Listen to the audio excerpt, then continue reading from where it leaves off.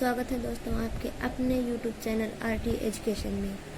Video को like और share ज़रूर करें, साथ ही सब्सक्राइब करें ताकि आने वाली वीडियो की हर अपडेट आप तक पहुंच सके। चलिए फ्रेंड, पिछले वीडियो में हमने आपको बताया था थॉर्नडाइक के नियमों के बारे में। आज हम पढ़ेंगे कोहलर के सूझ और सिद्धांतों के बारे में। तो आइए फ्रेंड, शुरू करते हैं।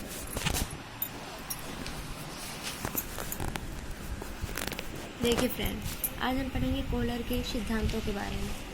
किसके बारे में? कोहलर के सूझ के सिद्धांत। सूझ, इसके सिद्धांत को क्या कहते हैं? सूझ तथा अंतर्दृष्टि का सिद्धांत।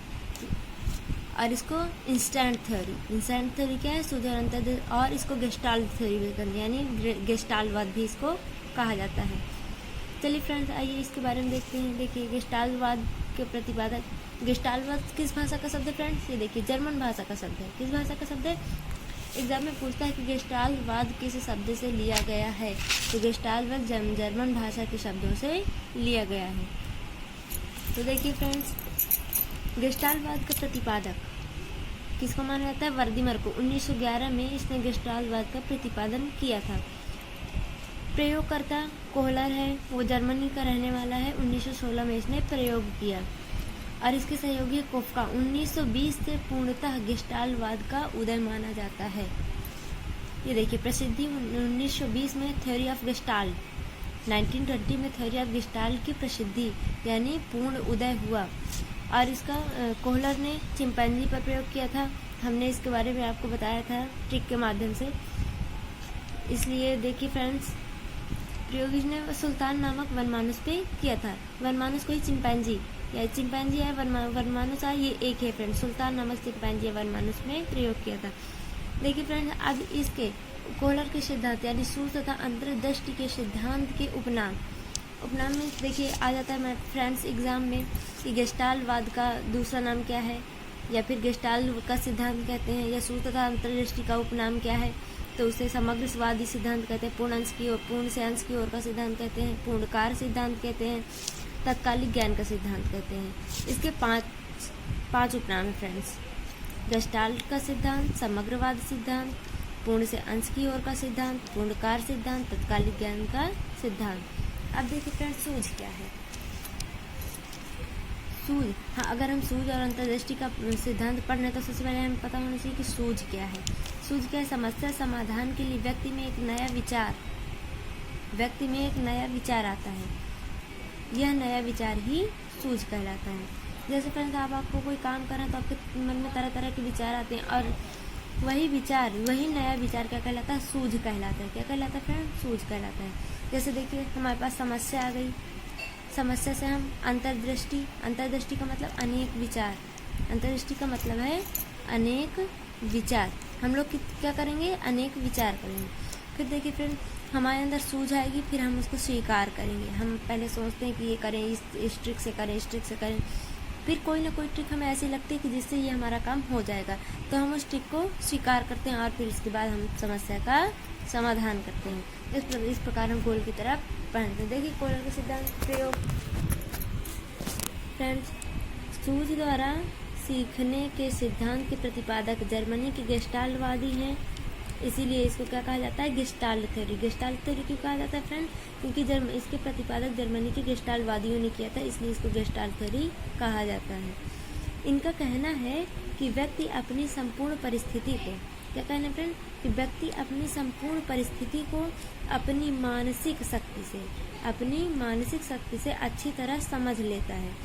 अब संपूर्ण परिस्थिति को क्या करता है? अपनी मानसिक शक्ति से समझ लेता है और सहसा ठीक करना सीख जाता है। जैसे आप कोई काम करते हैं तो पहले आप उसको समझते हैं, फिर उसको किसी न किसी तरह से उसको करना सीख जाते हैं। वह ऐसा प्रयोग अपनी सूझ के कारण करता है। किसके कारण करता है फ्रेंड्स? सूझ के कारण करता है। इस सिद्धांत में अनेक प्रयोग किए गए हैं, जिसमें सबसे प्रसिद्ध प्रयोग किसका है? कोहलर का। इंस्टेंट थ्योरी में या गेस्टाल्ट थ्योरी में सबसे प्रसिद्ध प्रयोग किसका है? कोहलर का है। उसके बाद इसका कोफका, इसके सहयोगी कोफका और कोहलर ने जब साथ मिलकर काम किया, तब इसने 1920 में थ्योरी ऑफ गेस्टाल्ट को प्रसिद्धि मिली। देखिए फ्रेंड्स, आगे देखते हैं। अब देखिए सूझ के सिद्धांत का महत्व। क्या देखेंगे फ्रेंड्स? सूझ के सिद्धांत का महत्व। इसका महत्व क्या है? शिक्षा में सूझ के सिद्धांत का महत्व निम्न प्रकार से है। देखिए फ्रेंड, निम्न में क्या है, नंबर फर्स्ट, यह सिद्धांत रचनात्मक कार्यों के लिए उपयोगी है। किसके लिए? रचनात्मक कार्यों के लिए। यह सिद्धांत बालकों में बुद्धि, कल्पना और तर्क शक्ति का विकास करता है। किसका विकास करता है फ्रेंड? तर्क शक्ति का विकास करता है। तर्क शक्ति क्या होती है? जो हम सोचते हैं अपने दिमाग में, फिर उसका तर्क करते हैं, ये क्या है फ्रेंड्स? इसी को कहते हैं तर्क करना, तर्क पर आधारित है। थर्ड नंबर देखिए फ्रेंड्स, यह सिद्धांत गणित जैसे कठिन विषयों के शिक्षण के लिए बहुत लाभप्रद सिद्ध हुए। किसके लिए? गणित जैसे सिद्धांतों के लिए बहुत ही उपयोगी सिद्ध हुआ है। अब देखिए फ्रेंड्स, हमने आपको पहले भी बताया कि हमें किसी न किसी के अनुसार इसका डिफिनीशन लिखनी होती है, या इस सिद्धांत के बारे में कौन क्या सोचता है, ये हमें किसी न किसी तरह से लिखना पड़ता है। तो फ्रेंड्स आइए देखते हैं, यह सिद्धांत हम क्रो एंड क्रो के अनुसार क्या है। तो देखिए फ्रेंड्स, क्रो एंड क्रो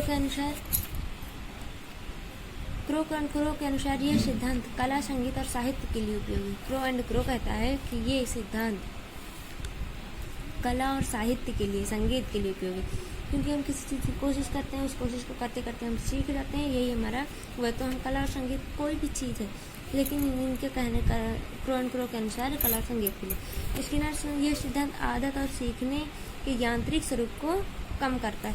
सीखने के यांत्रिक स्वरूप को ये फ्रेंड्स कम करता है। इन्होंने आलोचना किया, स्किनर ने इस सिद्धांत की आलोचना किया और अपना एक नया सिद्धांत दिया है, जिसे क्रिया प्रसूत अनुबंधन का सिद्धांत कहते हैं। फ्रेंड, इसके बाद हम स्किनर के सिद्धांत के बारे में बताएंगे, तो उसमें विस्तार से हम इसके बारे में बताएंगे।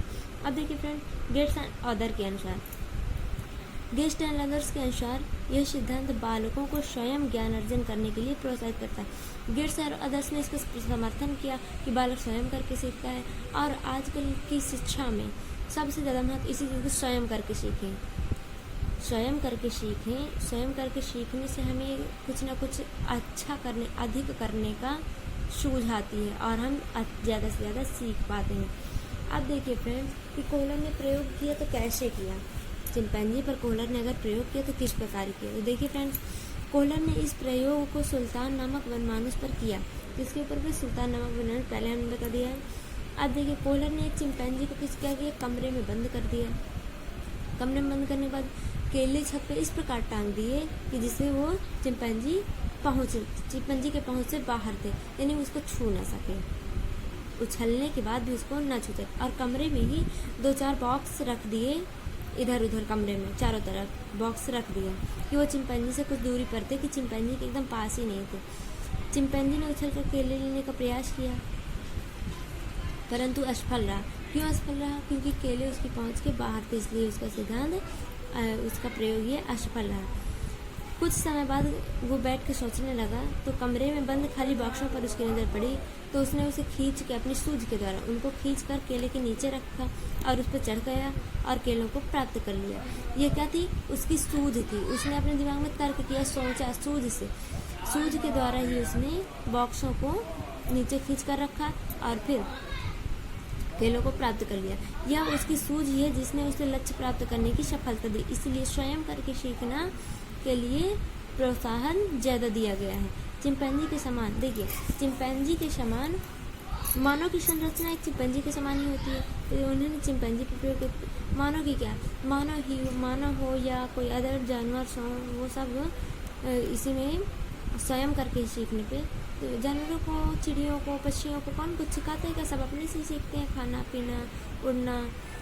तो फ्रेंड्स देखिए, चिंपैंजी के समान बालक और व्यक्ति भी सूझ द्वारा सीखते हैं। ये भी कैसे सीखते हैं? अपने अपने सूझ द्वारा। जैसे हमें कोई काम हाथ पकड़े कोई नहीं बताता, मुँह से बता देगा ऐसे ऐसे कर लो, तो फिर हमें उसमें कुछ ना कुछ अपनी सूझ को लगाना पड़ता है और फिर इसको सीखना पड़ता है। देन फ्रेंड्स आगे देखिए, इस प्रयोग द्वारा गेस्टाल्टवादियों ने यह स्पष्ट किया, गेस्टाल्टवादियों ने अपने सिद्धांत को पूर्णतः स्पष्ट किया कि व्यक्ति अधिगम हेतु प्रयास एवं त्रुटि नहीं करता, अपितु मानसिक शक्तियों का प्रयोग करते हुए अधिगम करता है। क्या करता है फ्रेंड्स? वो सूझ प्रति प्रयास एवं त्रुटि नहीं करता कि प्रयास करे असफल हो, प्रयास और त्रुटि कर नहीं करता। इस सिद्धांत के गेस्टाल्टवादियों ने इसीलिए किया तो देखिए मानसिक शक्ति यानी सूझ के द्वारा प्रयोग करते हुए अधिगम करता है, यानी प्रयोग करते हुए वो अधिगम को सीखता है। कोई भी कार्य सीखता है वही अधिगम कहलाता है।